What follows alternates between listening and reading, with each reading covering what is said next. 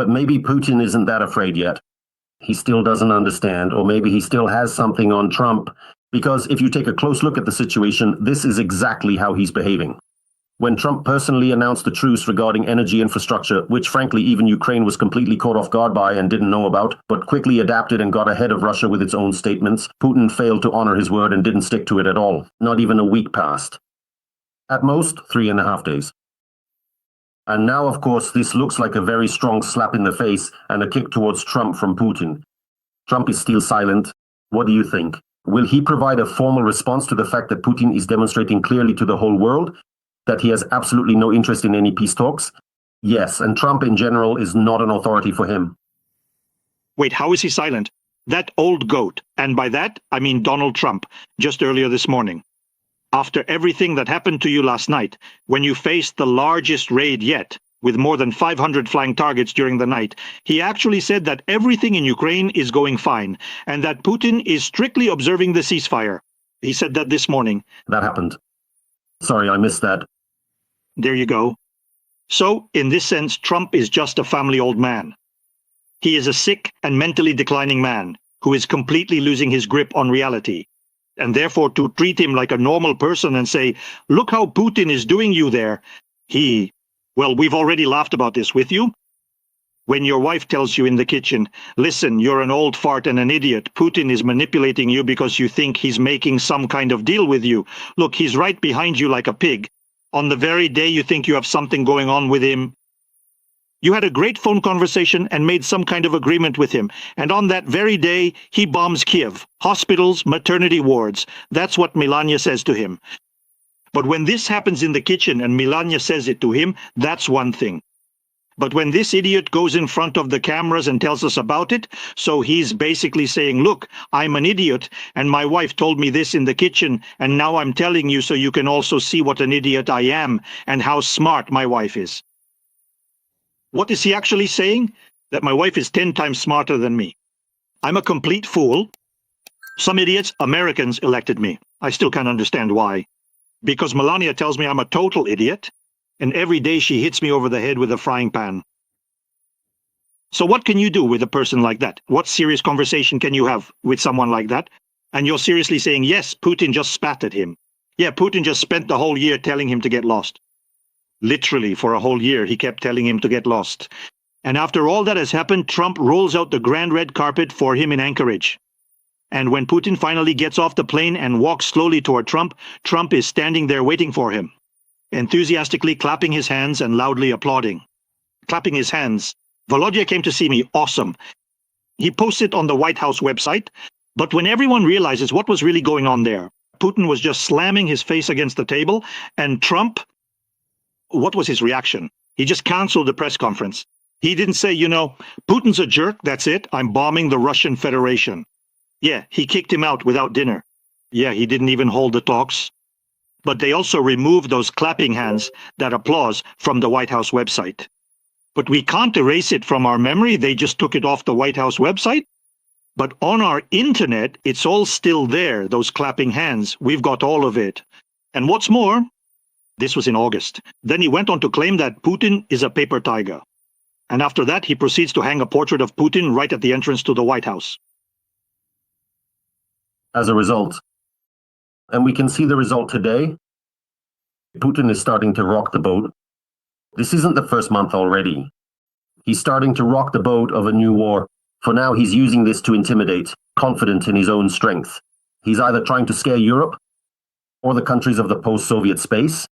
Just in the past week alone, look, increased activity at military bases, military operations, the transfer of some reserves to the border with Finland. That's one thing. That's just what comes to mind quickly. Belarus suddenly receives new fighter jets, which they have been receiving. The number is not specified, but it is mentioned that, and in 2025 it received a lot of fighter jets. Here, I have my doubts after Operation Web and the reduced use of strategic aviation in reality during the shelling of Ukraine. But nevertheless, such messages are being sent. What's the latest?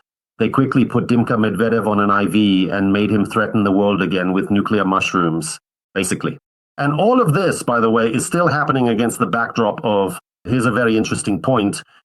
On the 5th, the Treaty on Non-Increase of Nuclear Arms expires, and last night, Ukraine was shelled by carriers of nuclear warheads, including warheads themselves. This is also a demonstration to the whole world. Is Putin really preparing for some new war, or is he just tightening the spring? Are our Europeans and Americans afraid too? I truly believe he really is preparing for a new war, because someone, or maybe he himself, is fully convinced within his own mind that everything is just perfect for him, absolutely perfect. We often talk about how very difficult things currently are within the Russian economy. Putin, every time, notice this, whenever he holds a meeting, everything is always just perfect for him. Everything is going really great. We are all seeing growth. We have the best GDP. We have the best this and the best that. In every single meeting, we are now making some brand new missiles. So now they're launching some kind of Il-96 for 2026. An ultra-modern airplane that no one else in the world has. An ultra-modern aircraft engine. But in reality, there's nothing. Neither one nor the other ever actually flies. Well, I mean, they put together a single prototype. It flies, but it hasn't been deployed to Syria. 2 years ago, he was telling us that by 2030, well, I mean, the Russian Federation would manufacture 1,000 airplanes by 2030. Last year, they built just one. Just one, and it's old. I mean, it's an IL 2014. Well, just a single one, that's what I mean. Not that it's completely outdated like from Stalin's time, but it's an old design. It should have gone into mass production about 5 years ago already. But they still haven't launched anything.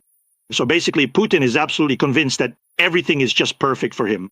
And against this backdrop, he's also convinced of another thing, that if a second front is opened in Europe, then instead of sending weapons to Ukraine, Europe will be forced to keep those weapons for itself. So Ukraine won't be receiving them. In fact, it's already not getting American weapons, the way it was getting them under Biden. And on top of that, it won't be getting European weapons either, because all the European countries will say, now we need them for ourselves, we can't share anymore. Before, when it was peacetime, so to speak, we shared, but now we have to hold back. And I'm convinced that this is what's on his mind. Putin certainly has this very much in mind. And moreover, we can even speculate together for a moment about when he might do it. When? Well, nothing comes to your mind this week? Were you suggesting a possible fixation on specific significant round dates? Or perhaps some major international global events? No. No, round dates, that's already been proven with Putin. Round dates don't work at all. Quite many people think of May the 9th, May the 1st, or something else. But no, that doesn't work. Nothing works. Even the anniversary of the start of the war doesn't work. So what does work? What works are the Olympic Games. The 2008 Olympics, with the opening ceremony held on the 8th day of the 8th month, August 8th, 2008. Putin is sitting at the opening ceremony in Beijing while Medvedev starts the war in Georgia. So that's the first example. And in 2014, the Sochi Olympics were held wonderfully. And right after that came the annexation of Crimea and so on. So now we have the Winter Olympic Games. But you're skipping 22. After that, during the Winter Olympics, it has been widely rumored that he successfully obtained Xi Jinping's approval to invade Ukraine. That's actually the most important thing. I forgot about that. That's true. The most important thing is that the full-scale war began literally the day after the Olympic Games in Beijing ended, because apparently he agreed with Xi Jinping not to do it during the Games, but to do it immediately after. So it's quite possible that now, now we get anxious every time something like this happens. So this year we have two reasons to be tense. First, it's the Olympic Games in winter. And second, in the summer, there's the World Cup in the United States with Trump and Putin. Again, he might try to start something then. So it means that every 6 months now, we'll be sitting here anxiously. So now we're going to be sitting here for a whole month. 3 weeks for the Olympic Games themselves, plus or minus about a week before and after.